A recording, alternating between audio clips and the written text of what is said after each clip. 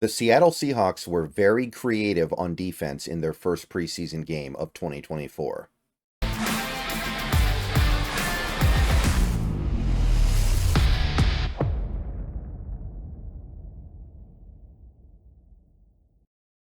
What's going on, everybody? Good morning. We are here on a Wednesday. We are just waiting for another Seahawk preseason game.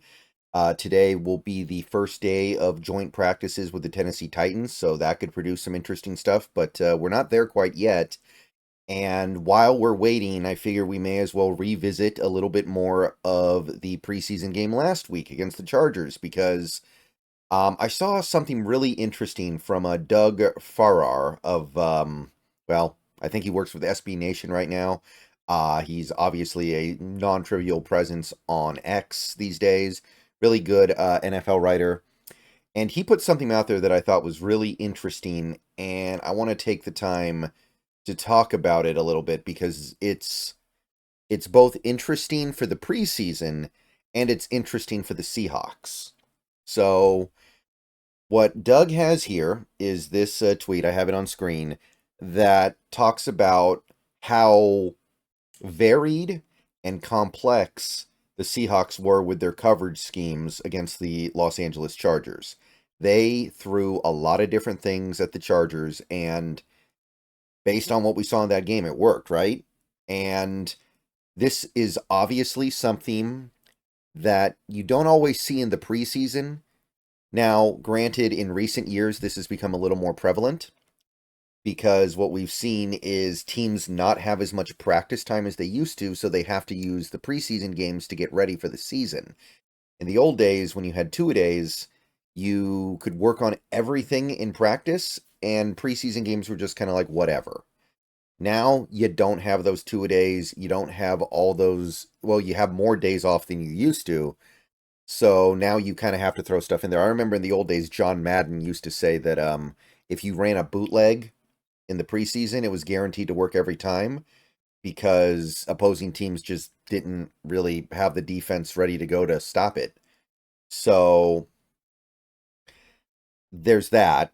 But this is obviously something that we never really got to see under any circumstance when Pete Carroll was here as the head coach, because that's not the way he did things. And the way he did things worked really well for a long time, like historically well, but definitely got away from him and he couldn't adjust.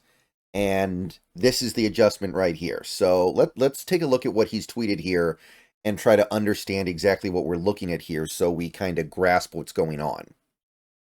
So Doug tweets, Mike Macdonald wasn't going vanilla in coverage in his first game with the Seahawks. It was a value pack. And he lists out six coverage schemes. And the Seahawks utilized all six in that game. All of them were utilized at least 8% of the time, and none of them were utilized more than 21% of the time. So you think back into how many plays on defense we had, that's like what, at least 4 plays are being run with each of these coverage schemes, and no more than, what would that be, like 11 for any one scheme? That's a lot. That's a lot they put out there. And it's just a direct contrast to the kind of coverage schemes we typically saw with Carroll, where he liked to just run the same thing 95% of the time. It was a very simple scheme that he ran. It was a very simple plan that he had going into these games, and when he had all the talent in the world, yeah, it worked great. But this is what you do when you don't have the most talented roster in the league. You throw things at opposing teams that they don't always expect. And I want to be clear here, because some people are going to look at this and be concerned that we're showing too much in the preseason. I still don't think we were doing a lot of like misdirection. I don't think we were doing a lot of like trying to trick the Chargers in that game. I think we were just kind of running different things, but we weren't being overly sneaky about when we were going to run what. But what we saw was variety. So cover one is the first thing that Doug talks about here, 21% of the time, which is, again, like, I think that's like 11 plays or so. And cover one, pretty simple stuff here. You play man underneath, and then the free safety is, and the free safety drops back. He's like the last line of defense. He's the basically the guy who's supposed to keep everything in front of him, the Earl Thomas, the Quandre Diggs role. We're all relatively familiar with this cover one stuff, and like I said, pretty much everybody else is in man. So that was run a lot. We did see a little bit of cover two, 8%, which is I think like 4 plays or something, not a lot. But we did see some base cover two, where you've got both safeties over the top. Each guy owns one half of the field. Cornerbacks drop into zone underneath. The linebackers drop into zone underneath. So very basic, kind of your bare bones defense. And then you've got your two-man defense is what they call it. Two-man defense 13% of the time. And just to kind of describe this one, because this one's a little bit less known, your safeties are playing zone deep, but your corners are playing man defense on the receivers on the outside. So it's kind of a mix of zone and man that throws offenses off. By the way, let's do the math here. Cover one, 21%, two-man, 13%. That means you're getting up to about 34% of snaps run in schemes where the corners are running man. And that's a third approximately, right? And what's something that we've been talking about for a while now here in Seattle? We have two really gifted man cover corners on this team. It would be a shame if we put them in zone all the time. Pete Carroll put them in zone a lot, and I'm sure Mike McDonald is going to put them in zone a lot because he likes zone defense too. But if you add those two numbers up, cover one and two man, you're talking about a third of your snaps letting those guys play in man. That's exciting.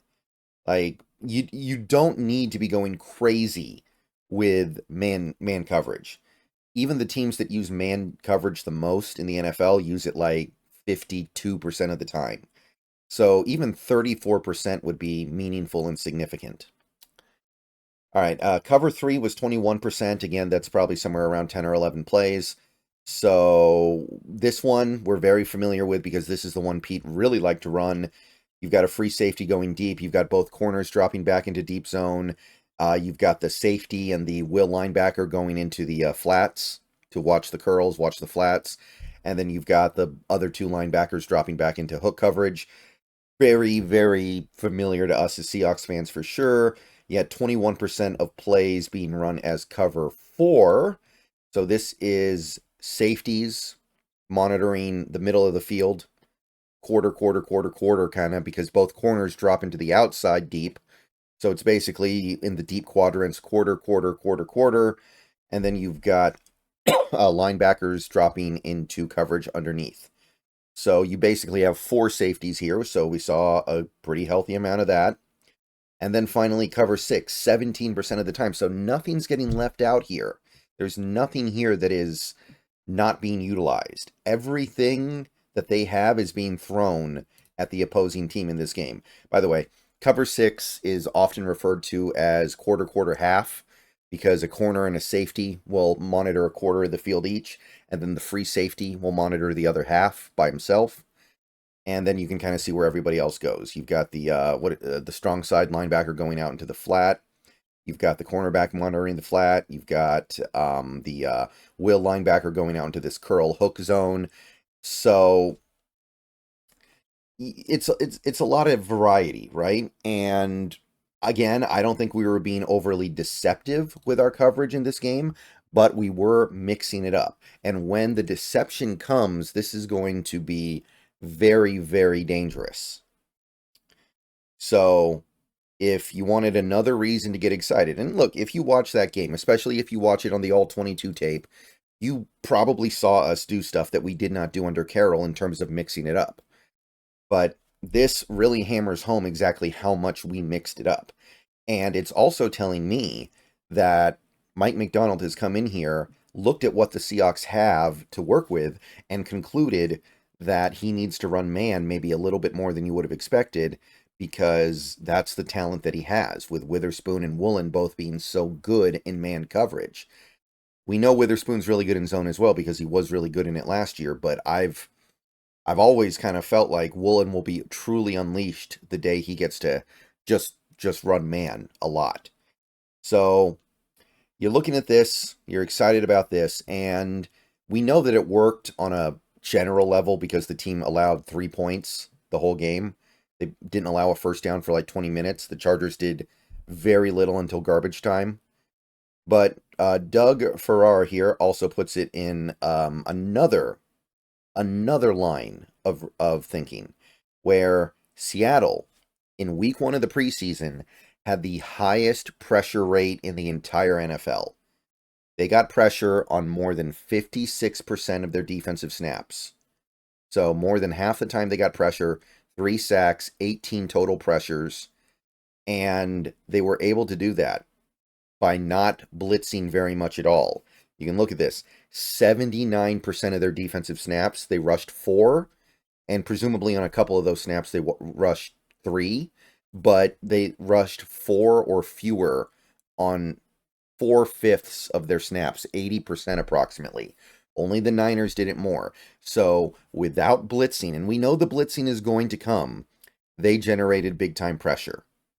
And the Chargers didn't have all their starters out there. I understand that. But, I mean, they had Joe Alt out there for a little bit, and that guy's a beast. That guy's a monster. I'm not taking anything away from him.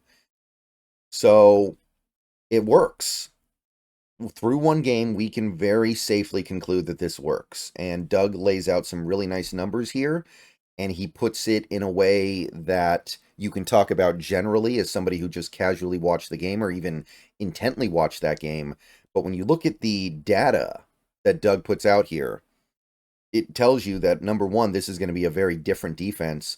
Number two, it really does look like it's going to be a special defense because they have the horses to get it done up front without sending crazy blitzes, and they have the ability to throw just about every look in the book at opposing offenses. All right, I will see you guys later. Go Hawks. Let me know what you think down below. More videos later.